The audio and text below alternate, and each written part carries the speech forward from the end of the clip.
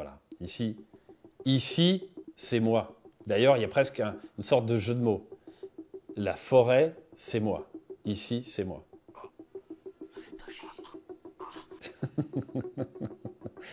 Ce qui est chouette, bien sûr, c'est la détermination du comédien Stallone. Là, on sent que là, il faut effectivement, faut pas plaisanter avec lui.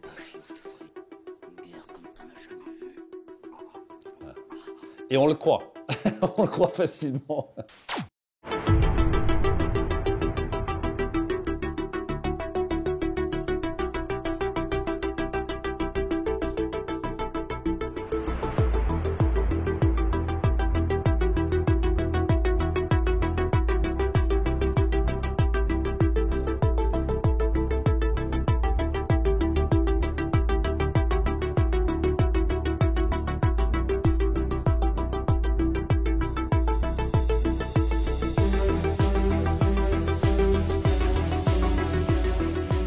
Mes réalisateurs et cinéphiles, bonjour, vous êtes sur Cut Point de Vue.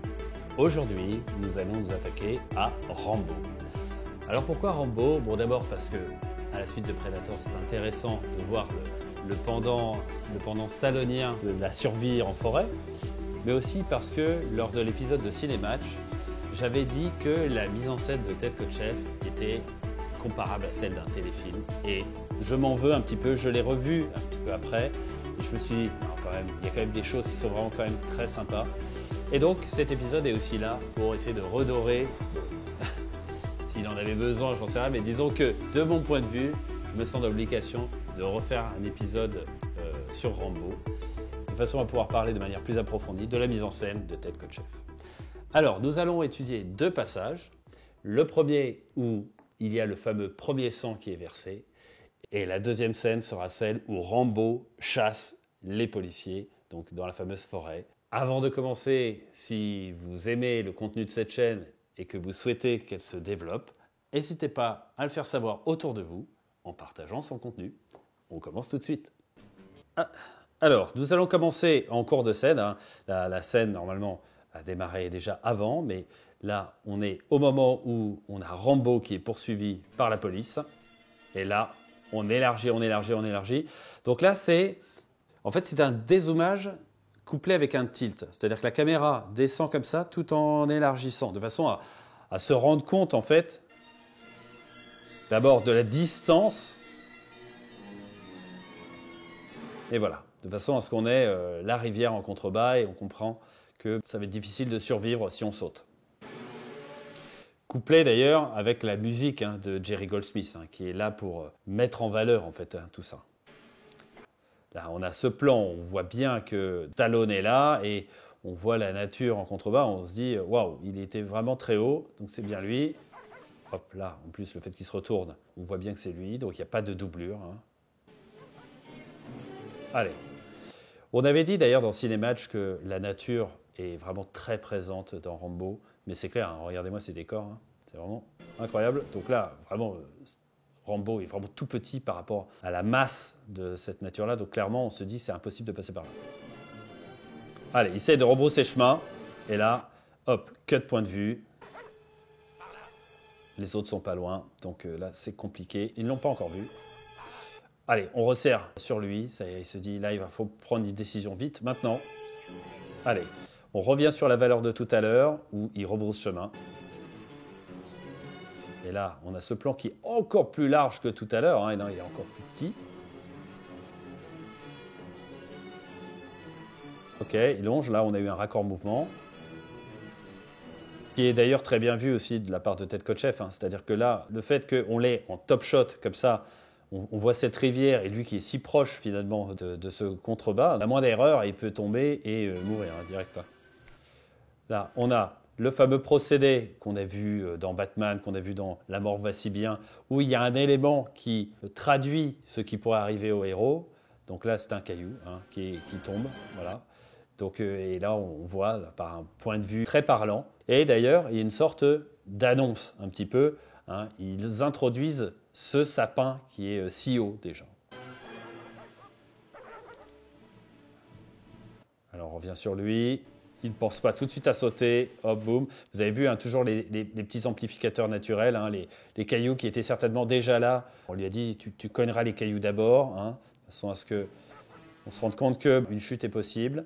On a ce plan, on est en longue focale aussi, hein, on a vraiment la profondeur de champ est vraiment tassée là, avec cet objectif, ce qui donne presque le vertige.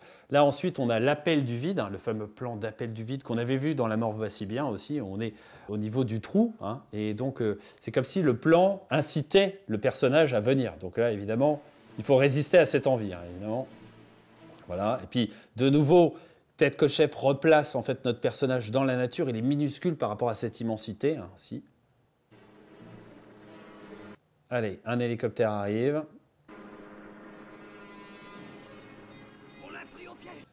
Ok, donc là, on a plusieurs éléments qui fait un effet de ciseau, hein. Vous avez vu l'hélicoptère arriver comme ça, clac, clac, clac, clac. Eux, ils arrivent comme ça, clac, clac. Donc, ça fait une espèce d'effet en V, comme ça, en tenaille. Et on se dit, à la fois l'hélicoptère qui arrive, on se doute que ce n'est pas pour sauver Rambo. Et eux qui disent, c'est bon, il est piégé, on va l'avoir. Il y a un champ lexical de la capture imminente. Il est coincé, il ne peut plus s'en aller. Voilà, lui qui regarde dans la direction véritablement de l'hélicoptère, on l'a vu qu'il était par là, donc ça raccorde parfaitement. Et lui est toujours à gauche, hein, d'ailleurs, et il est là, et on voit qu'il est directement décidé à lui tirer dessus, hein. Ce n'est pas juste une sommation de loin. Allez, on revoit ce plan d'immensité, où on a notre personnage perdu dans la nature. Il est là, et là, à la différence de la scène qu'on verra tout à l'heure, là, Rambo est identifiable. C'est-à-dire, on le voit.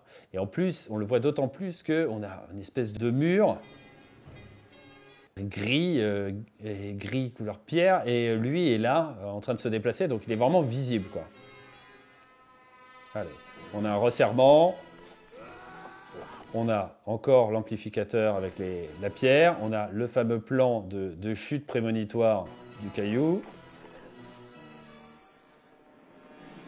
Et là, on a le son de l'hélicoptère qui se rapproche. Il se tourne et on a ce qu'on aurait pu croire être un cut point de vue. Mais en fait, c'est plus un cut parallèle, en fait, parce que on voit que le comédien regarde à sa hauteur. Donc, on peut se dire qu'il se tourne vers l'hélicoptère. Et là, on a ce plan-là. Comme si c'était pareil, un appel. Voilà, attention, la rivière est en dessous. Et là, ce plan qui est très bien vu, parce que d'abord, la grosse profondeur de champ, si se voit au loin, on l'a lui en amorce, et on se dit, waouh, le comédien, on sent que physiquement, il est présent. On sent que ce n'est pas un fond vert.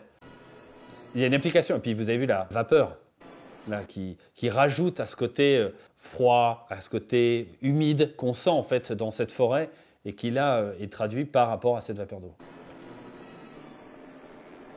Et qui sert aussi, on peut le dire, d'amplificateur aussi de sa tension, hein. Et là, il attend particulièrement longtemps, très certainement parce qu'il fallait que dans le même plan, on ait les deux, et que bon, piloter un hélicoptère, c'est pas évident, hein. Donc là, il y a eu d'ailleurs un resserrement pour dynamiser un peu tout ça, parce que c'était sans doute un peu lent. Voilà, et là, on a le point de vue, on peut se dire, de l'hélicoptère. On le voit, on voit John, le pauvre, comme un misérable sur son rocher. Voilà, on a resserré sur lui, hein, et là, le fait qu'on ait son bras comme ça, qui masque sa bouche, nous fait porter notre attention sur son œil, hein. On le voit déterminé en se disant il faut faire quelque chose. Voilà, il est concentré. De nouveau, le plan matriciel de tout à l'heure. On voit dans le même plan le chasseur et le chassé. Bon, là, cette approche inexorable avec lui qui ne peut pas bouger est terrible. Il se prépare à tirer. On espère, là on est dans le moment suspense, hein, donc on le voit se déplacer. On n'est que sur des plans serrés, hein, vous avez vu, parce que lui ne peut pas faire autre chose que de voir des plans très proches, parce qu'il est collé au mur. Donc c'est vraiment de façon à nous impliquer encore plus. Allez, lui se prépare à tirer. On voit que le plan n'est pas très stable. Sans doute d'ailleurs que ce plan a dû être tourné peut-être au sol, hein, que juste les pales de l'hélice tournaient et qu'il y a le cadreur qui bougeait derrière, qui bougeait en contrebas de façon à donner l'impression que ça bougeait. Allez, il tire. Donc là, on a eu un cut coup, cut réaction. Eux ont entendu le son. Là, on a de la dramatisation de nouveau avec le type à côté. Et on a lui qui du coup nous paraît encore plus radical parce que le fait qu'on ait eu les policiers qui réagissent en disant c'est pas normal, il y a un coup de feu, que tu as le pilote qui dit mais qu'est-ce que tu fais, on se dit ok, ce n'est pas la manière habituelle de procéder. Parce que bon, nous on n'est pas américains, on ne vit pas dans ce bled, donc on ne sait pas exactement comment ça se passe. Là le fait que tout le monde réagisse en disant c'est pas normal, on se dit ok, donc cet homme fait quelque chose qui est en dehors de la légalité. Là vous avez vu, on a une diagonale là comme ça, qui aurait pu être encore plus forte si elle avait été comme ça, sur la ligne de force, mais qui est quand même assez puissante, parce que bon, ça prend une sacrée taille dans l'image, hein. Ça lui donne une détermination et une puissance. On a la même intention de plan que tout à l'heure, sauf qu'on s'est resserré, parce que évidemment, là, on a passé d'un cran encore. Puis là, on a presque l'impression qu'on a deux images différentes, hein. On a celle-là avec forêt roche, et là, 100% roche avec Stallone. Je peux pas. Il est dans un courant ascendant. Merde, Gal, il est coincé. Il peut pas s'en sortir. Voilà, donc là, on comprend aussi, et lui, il comprend également, que c'est le pilote qui n'est pas très partant à l'idée qu'il y ait un mort. Et là, ce plan qui est terrifiant. Moi, je trouve que ce plan est terrifiant. Entre l'éclairage, qui est un éclairage par au-dessus, là, le fait que le mec, le comédien, joue l'agacement, et cette longue focale. Stabilise pas ton engin. Je te jure que je te fais péter la gueule. Et là, on le croit. Franchement, on le croit, on se dit là, c'est terrifiant. Ok, lui a compris. Vous avez vu, filmé aussi en longue focale. Lui, il n'y a pas d'effet de lumière sur son visage, hein. Il a une image plate, hein, voilà. Par contre, très longue focale, hein, on ne voit rien derrière, zéro profondeur de champ. Allez, et l'autre reprend son trajet et on comprend que lui aussi, du coup, peut reprendre sa chasse sereinement. Allez, on est sur le cut coup, on a élargi. Pour voir que Stallone va toujours bien, on a de nouveau un amplificateur et on a de nouveau le caillou prémonitoire là, qui tombe. Arrête, connard, arrête de le faire bouger. Gal, tu fais pas le con, reviens. Allez, on revient sur lui. Dramatisation. Cut parallèle aussi. Approche-toi et reste Ils arrivent, ils se rapprochent. On est de plus en plus près, vous avez vu. Et c'est l'hélicoptère qui se rapproche de la caméra pour donner quelque chose de plus impactant. Allez, il tire, cut coup. Là, vous avez vu. Pour que ça jaillisse à ce point-là comme ça, c'est clairement un truc d'artificier qui a été mis là. Hein. Et vous avez vu cette poudre qu'on avait retrouvée aussi dans Predator. Au moment où le Predator, il paraît le rondin de bois. Là, on a une espèce de farine qui sort, qui est clairement un amplificateur. Regardez, ça fait de la poudre de partout. Là. Ce plan en longue focale, là, avec cette lumière par au-dessus, est vraiment terrifiant. Je trouve qu'il a vraiment trouvé la bonne focale pour sentir la folie du type. Et là, on comprend aussi, par rapport à ce gros plan sur Stallone, que ça y est, ça va être maintenant que ça craint. On retrouve notre sapin qu'on avait vu tout à l'heure. Allez, il se prépare à tirer, toujours dans cette longue focale. Là, on est peut-être au 400. Là. Franchement, c'est une très longue focale. Et hop, en deux plans, sur son initiative, en plan serré, on élargit pour voir la cascade. Et on va élargir encore plus pour voir... Là, c'est le plan cascade, hein, là, ouais, clairement. Donc, avec un ralenti en post-production, parce que là, on voit que c'est pas très fluide. Là, ce plan est spectaculaire. C'est-à-dire qu'on a l'hélicoptère qui est là, on a le cascadeur qui chute dans le même plan, donc on arrive bien à les spécialiser. D'ailleurs, je pense que l'hélicoptère s'est rapproché pour faire ce plan-là, parce qu'il était beaucoup plus loin. Sinon, à cette distance-là, je pense que le mec l'aurait eu hein, quand même. Hop, la caméra qui suit notre cascadeur, pour vraiment montrer que le gars tombe pas loin d'une forêt, pour amorcer ce qui va suivre. Parce que là, franchement, le héros saute, on se dit, ouais, on n'y croit pas. Et bien là, avec l'utilisation des plans tels qu'il va le faire, on va se dire, ok, j'y crois. Donc là déjà, boum, première série de plans. On a eu un plan, on l'a vu de profil. Là, on a un plan, on l'a en contre-plongée. Et la caméra qui continue à le suivre pour montrer, regardez, on ne triche pas. Hein, on le voit, notre comédien, donc le cascadeur, qui est dans les branches hein, physiquement. Donc il est vraiment tombé dedans. Et on comprend aussi, parce que là, regardez, on a élargi, que plus il descend, plus en fait sa chute est amortie. On élargit. Et là, on resserre parce que boum, le cut coup à ce moment-là. Et boum, de nouveau, voilà, la douleur. On élargit parce que là, il y a les mouvements de jambes pour pouvoir les sentir. Et parce que il va chuter. Voilà, il chute. Et là, le dernier plan qui nous permet de le voir arriver au sol. Franchement, cet enchaînement de plans est très bien vu. ça permet de rendre tout ça crédible. Et vous avez vu d'ailleurs les petites branches qui tombent à côté, qui sont autant aussi d'amplificateurs. L'hélicoptère ne lâche pas si facilement sa proie, se rapproche. Donc là, on se dit que ça n'en est pas terminé. Là, on a un plan qui pourrait être le point de vue de Rambo, parce qu'il y a des branchages là au premier plan. Ce qui est assez terrifiant, parce que comme il nous indique quasiment, hein, on a l'impression que c'est nous qui chasse. Hein, donc il y a une immersion qui est très bonne. Allez, là on va avoir un plan qui a dû être vraiment assez difficile à faire, là qu'on va voir. Donc on a lui qui se met donc, contre l'arbre. Et là, on a déjà l'hélicoptère qui descend. Et pour valoriser le mouvement de l'hélicoptère, il y a la caméra qui le suit comme ça, qui descend. Pas eu le même impact si on avait la caméra fixe et l'hélicoptère qui descendait tout seul. Non, là le fait qu'on le voit descendre à niveau et que c'est une entrée passive de Stallone dans le plan comme ça, et non seulement déjà je trouve assez élégant, mais très valorisant par rapport au mouvement de l'hélicoptère. Allez, boum, premier tir, l'autre se décale, donc là clairement il est visible. Le fait que tout ça soit fait en un seul plan,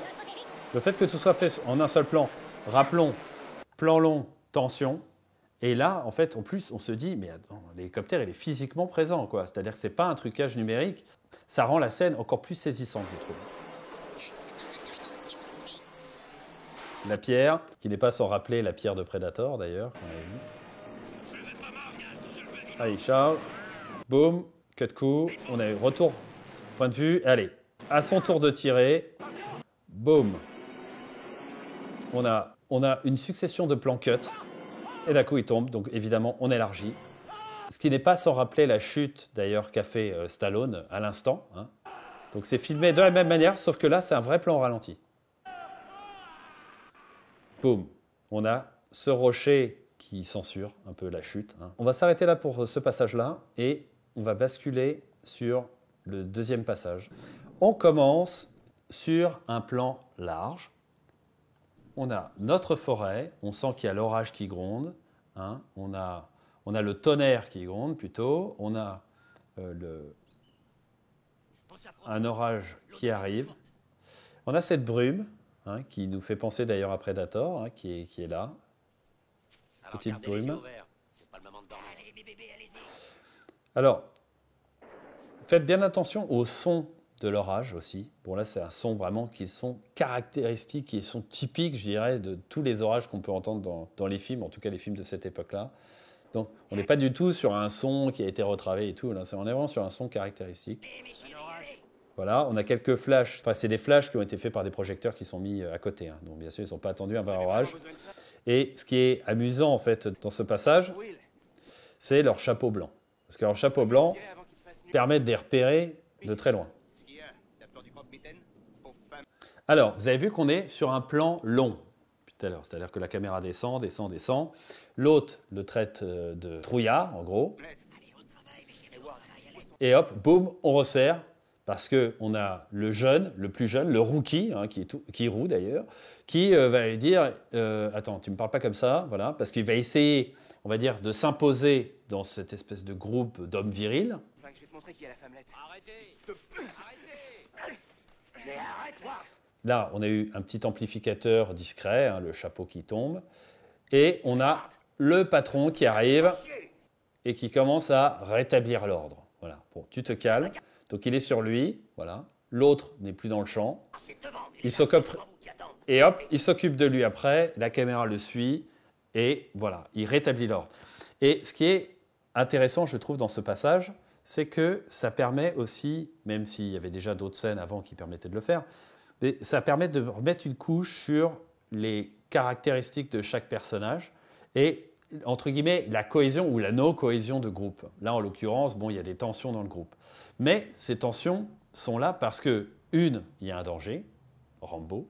Deux, parce qu'il y a l'orage qui arrive. Mais l'orage, on va voir que l'orage, c'est Rambo. Vous allez voir. Alors, donc là, Relève-toi et avance.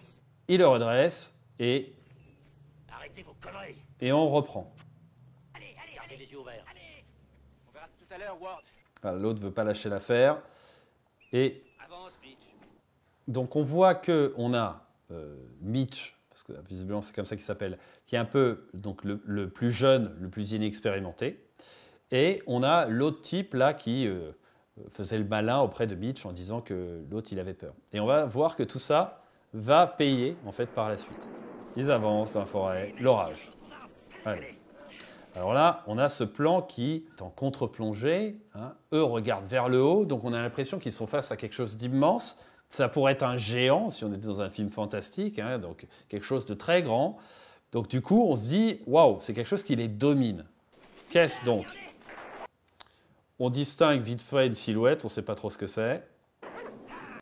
On a un gros plan sur les chiens qui aboient, hein, qui sont là, on voit les crocs dehors. Donc nous, inconsciemment, dans notre cerveau reptilien, on se dit, waouh, il y a danger, il y a quelque chose qui ne va pas.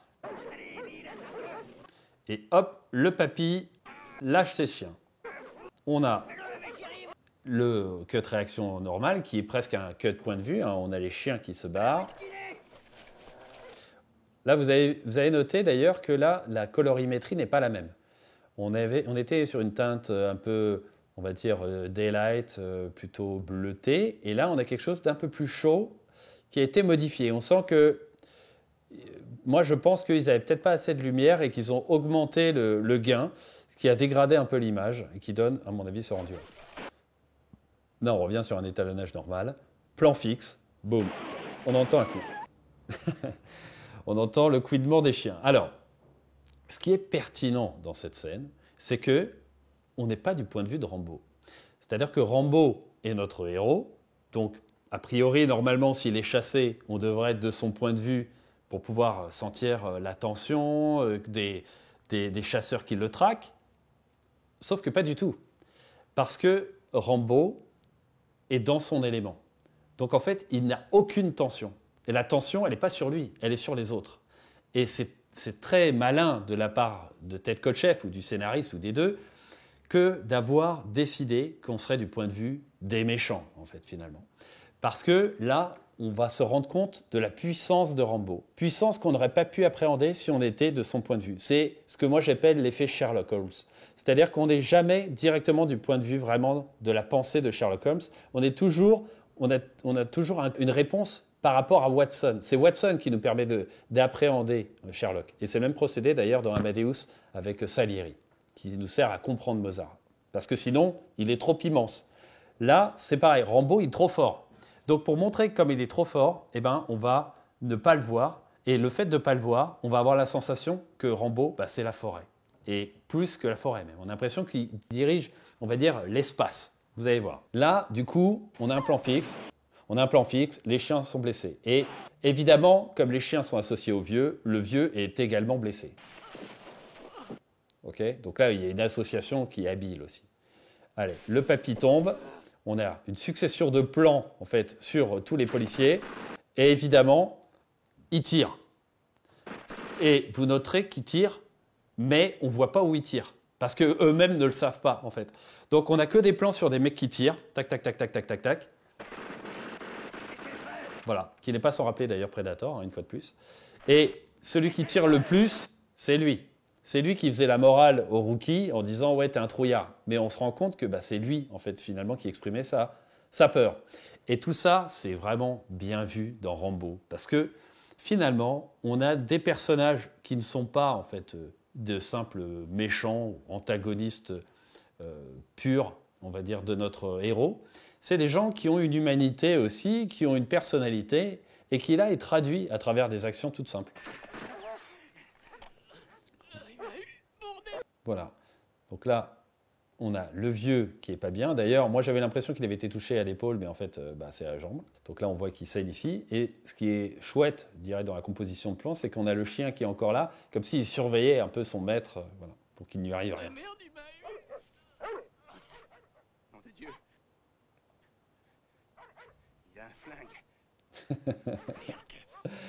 Alors, ce qui est là, pareil, toute cette scène, de toute manière, est assez souvent en fait dans le film, mais particulièrement dans cette scène, on a plein d'éléments qui sont là pour valoriser Rambo. Et là, le truc qui est amusant, je trouve, c'est qu'il y a quand même un personnage qui dit « Merde, il a un flingue ».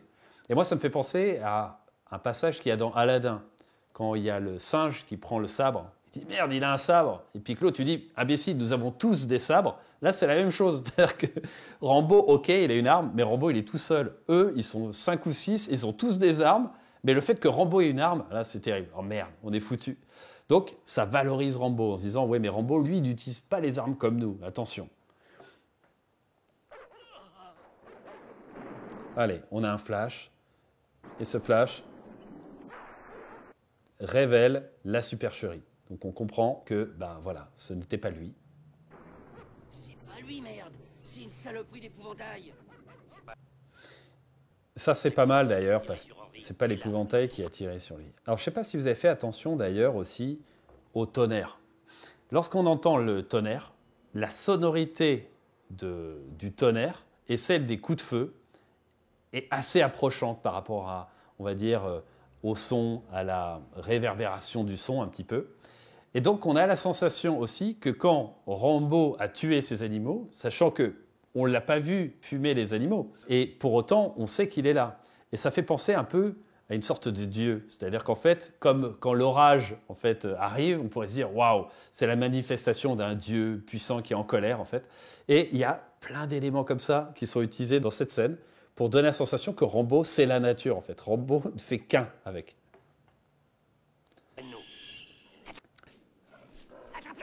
Donc, ce qui est assez raisonnable de la part du gars, parce qu'effectivement, ce n'est pas ça qui a blessé le vieux. Allez, il envoie de nouveau un plan fixe où le chien s'éloigne au loin, ce qui laisse bien sous-entendre qu'on a les personnages qui regardent ce plan qui, eux, ne veulent pas trop s'approcher, qui restent bien loin de l'action. Et là, on a un cut de dramatisation avec le petit vieux qui joue sa vie. Là. Et là, on a la manifestation de l'orage, comme si, en fait, ça agaçait Rambo. Et là, hors champ, on comprend que le chien, c'est terminé. On n'a pas besoin de voir grand-chose. On revient sur lui. Donc là, on a un cut, on va dire, parallèle. Et en fait, l'apparition du vieux, alors qu'on l'avait quitté, il était encore correct. Et là, on le voit, il est complètement étalé, donc ça l'a complètement fumé. Je pense que c'est un effet comique, peut-être involontaire.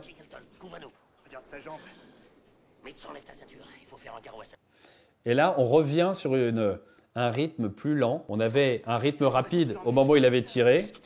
Et là, on a un rythme plus lent de façon à pouvoir laisser les personnages s'exprimer en fait dans le plan. Voilà, il n'a plus de munitions. Voilà. Donc l'autre relance les enjeux en disant « mais il a sans doute plus de balles ». Alors ce qui est intéressant d'ailleurs, c'est qu'il dit « il a plus de balles parce que ce n'est pas un coup de feu qui a tué l'autre chien ». Bon, le raisonnement, il est bancal, parce qu'en fait, il aurait pu vouloir économiser des balles et le fumer avec des pierres. Donc, on a la sensation que c'est à la fois pour se rassurer, mais je pense que c'est plus une astuce de scénariste pour dire « il n'a plus de balles, donc il est maintenant vulnérable », histoire de relancer les enjeux. Écoute-moi bien. Il faut que tu restes éveillé, d'accord ? Et il faut que tu relâches ton garrot. Alors, ça va être le premier d'une longue série de gars qui va se faire fumer. Donc, là... vous allez voir que Rambo, il a quand même le sens de la hiérarchie. C'est-à-dire qu'il a fumé le vieux, parce que le vieux, c'est vraiment le plus minable. De toute manière, lui-même ne vaut pas grand-chose. C'est ses chiens, en fait, qui donnent un peu sa force. Et vous allez voir qu'il va les fumer, on va dire, grade par grade. Donc, évidemment, le prochain, ce sera le rookie. Donc là, on a un plan en contre-plongée, légère contre-plongée, qui permet de valoriser la nature. Là, on a plus d'orage, là. Voilà, alors ça c'est assez drôle aussi, on a le nombre pour nous. Effectivement, ils sont plus nombreux. Mais on se rend compte que lui se barre, et bizarrement, la caméra ne le suit pas. Donc on se dit pourquoi est-ce qu'on ne le suit pas ? Parce qu'on a en fait les autres derrière qui continuent à parler, et que disent-ils ? Ce qui est la pure vérité, mais ce qui permet encore de valoriser Rambo. Vous allez voir qu'il y a vraiment pas mal d'éléments comme ça, et le plus grand fan de Rambo et celui qui est le plus gros valorisateur de Rambo dans tout le film, c'est le lieutenant Trotman, qui lui n'est là que pour valoriser Rambo. À chaque fois qu'il prend la parole, c'est pour parler de Rambo. Il ne parle jamais de lui. Il parle toujours de lui et de Rambo, mais jamais de lui tout seul. Donc c'est vraiment le pur faire-valoir. C'est vraiment le pur faire-valoir. Et donc là, on a plein de petits passages qui mettent en valeur notre héros. Alors, on a un plan large.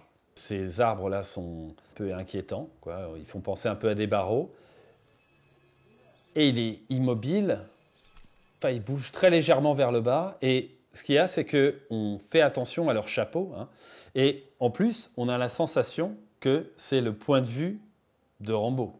Alors, on pourrait se dire, tiens, il les voit arriver. Avec leur chapeau blanc, on ne voit que. Et ce qui est marrant aussi, c'est que l'autre avait demandé à ce qu'il s'éloigne. Déployez-vous. Et ça aussi, ça traduit le fait qu'ils ont peur, bien sûr, tout simplement. Ah, autre valeur de plan. Là, on est de profil et on avance. Ce qui est un peu plus valorisant pour eux. Mais vous noterez aussi qu'il y a beaucoup d'arrière-plan. Hein. C'est-à-dire qu'ils sont à moitié cachés, ça y est. On commence à le révéler un petit peu. Et l'orage, vous avez vu, il se fige au moment où il y a l'orage. Parce que, comme si, qui dit éclair, dit peut-être danger, mais là, il cherche Rambo. Donc en fait, il y a une association éclair-Rambo. Oui, c'est bien fait.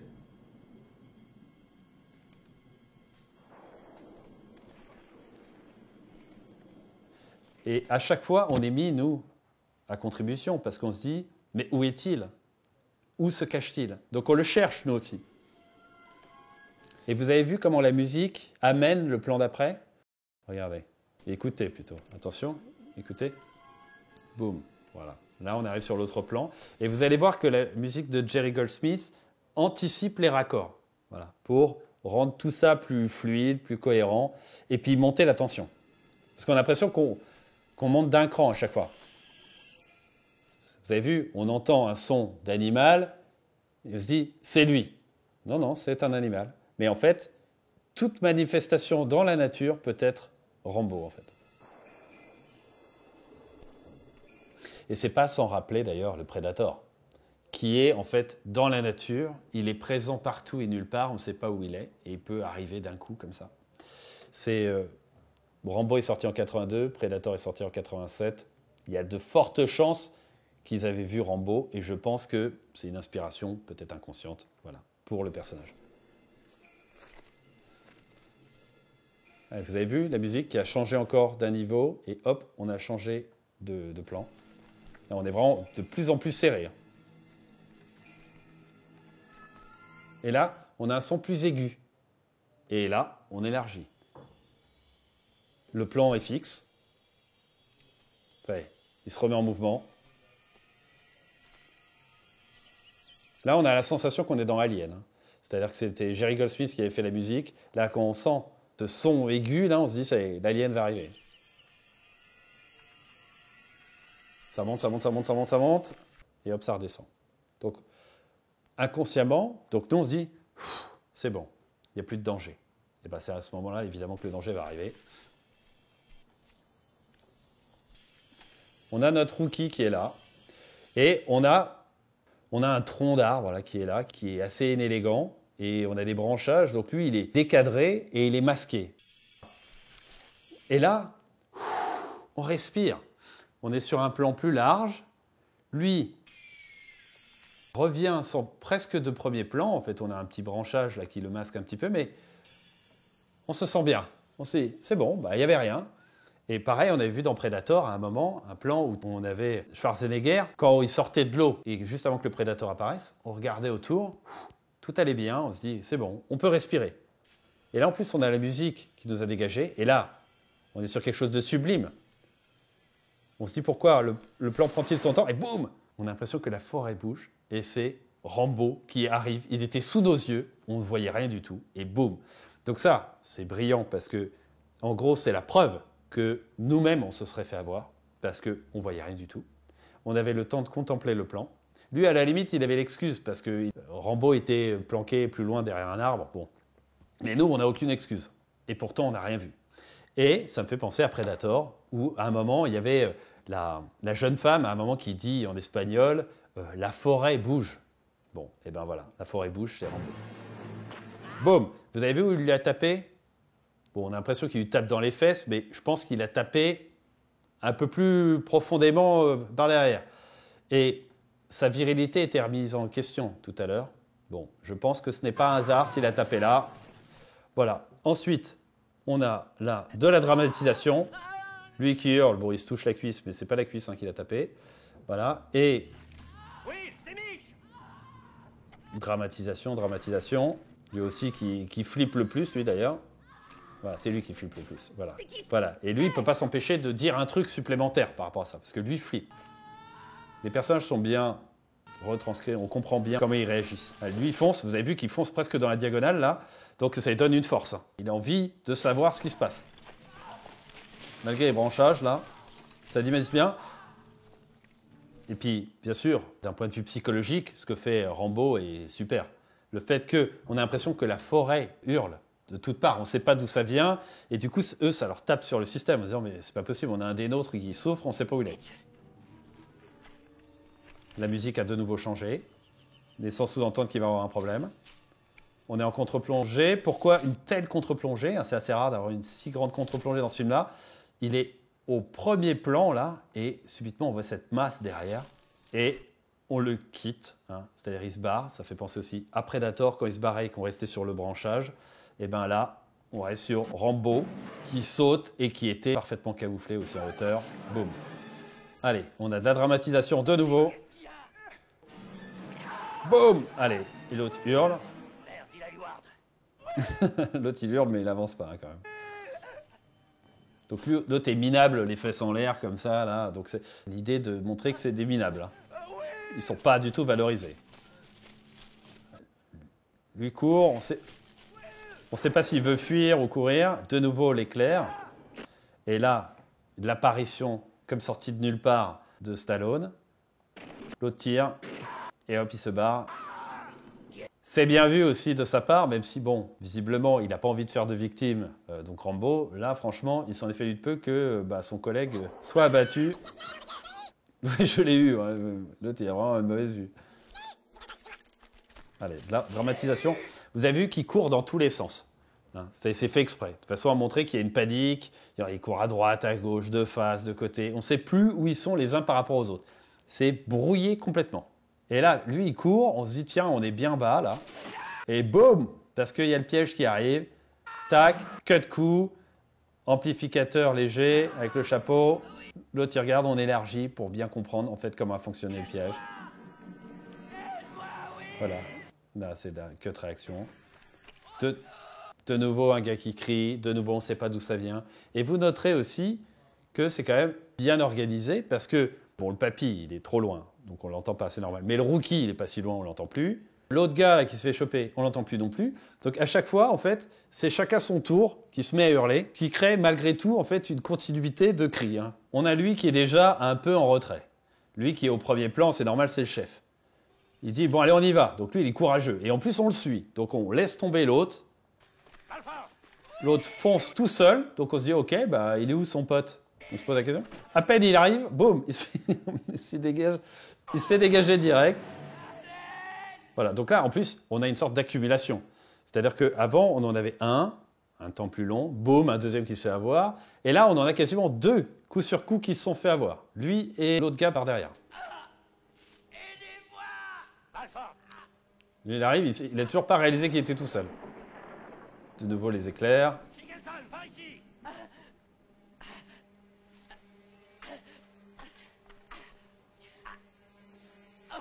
Allez, donc il essaye de le sortir de là.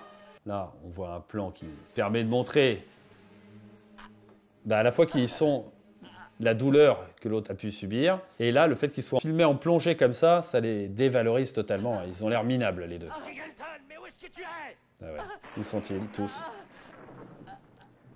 Donc l'autre a laissé son pote. Il court. Donc là, c'est pareil. Il avance. On est sur un plan. On comprend que l'autre est hors d'état de nuire. Et pareil, même procédé que tout à l'heure. C'est-à-dire qu'on est sur un plan fixe. Moins large que tout à l'heure, mais un plan fixe. Où l'autre, franchement, on a une masse de végétation. La nature est très, très présente. Lui, moins présent que la nature.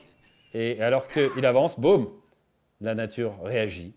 Et cette nature a un nom, John Rambo. Là, il est de profil. L'autre est, on va dire, suppliant comme ça. Et on va voir que on va avoir un petit raccord de bonne aloi. Mon ville, tu fais de loin. Mais ici, c'est moi. Voilà, ici, c'est moi. D'ailleurs, il y a presque une sorte de jeu de mots. La forêt, c'est moi. Ici, c'est moi. Fais pas chier.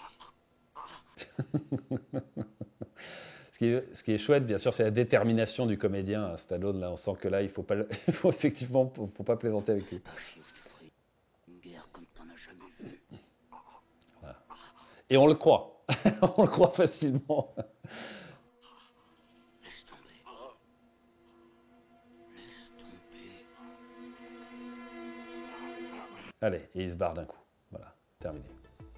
Et ça fait penser aussi, d'une certaine manière, à ce que sera plus tard la séquence dans Léon, où quand Léon met un couteau sous la gorge du salaud et redisparaît quasiment derrière. Bon, c'est plus spectaculaire dans Léon de Luc Besson, parce qu'il part d'abord en aérien, il part dans le noir. Mais là, l'autre, il part, voilà. Il est dans la nature, et lui, il reste en position comme ça, là, vulnérable. Et on terminera là-dessus. Vous avez vu qu'il a une marque là, sanglante ici. Bah, cette marque va disparaître, curieusement. Et à la place, il aura juste une blessure ici au menton. Certainement parce que ça devait faire bizarre d'avoir, peut-être j'imagine, en termes visuels, d'avoir tout le temps le gars qui a une marque ici. Alors que bon, c'est plus logique qu'il ait une marque là. On voit bien que le couteau de Rambo, il est dangereux. Bon, et ben on va s'arrêter là. J'espère que ça vous aura intéressé. Si c'est le cas, mettez-moi un like. Si vous souhaitez que j'analyse d'autres films, dites-le moi dans les commentaires. Dans 2 semaines, j'analyserai Jurassic Park de Steven Spielberg. D'ici là, à bientôt. Ciao.